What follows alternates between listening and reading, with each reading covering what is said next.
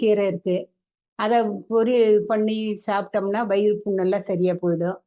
அ ஃப்ரிட்ஜில வந்து நம்ம என்ன பொருள் வைக்கணும்னா, இப்போ வந்து ஐஸ் கட்டி, ஐஸு அது இதுன்னெல்லாம் வச்சுட்டுருக்கோம். முன்னெல்லாம் நாங்கலாம் ஐஸ் எல்லாம் வந்து வண்டிக்காரன் வருவான் பேன் பேன்னு அனுப்பிச்சுட்டு, சேமியா ஐஸு, குச்சி ஐஸு, வெண்டைக்காய் ஐஸு அப்படி இப்படின்னு ஐஸ் முக்கால்வாசி ஐஸ் எல்லாம் வாங்கி சாப்பிட மாட்டோம். இருந்தாலும், அங்க ரோட்ல வரவன் தான் அந்த அந்த பெட்டியில வச்சு வித்துட்டு வருவான்.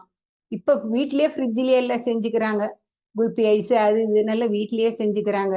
அப்பப்போ.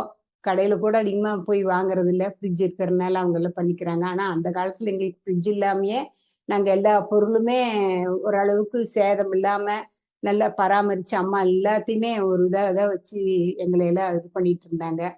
இந்த மாதிரி ஃப்ரிட்ஜே இல்ல அப்படின்னு வாழ முடியுமான்னு அந்த மாதிரிலாம் கிடையாது. அம்மிக்கல்ல, ஆட்டாங்கல்ல தான் வச்சு அரைப்போம். அப்பல்லாம் கெடவே கெடாது.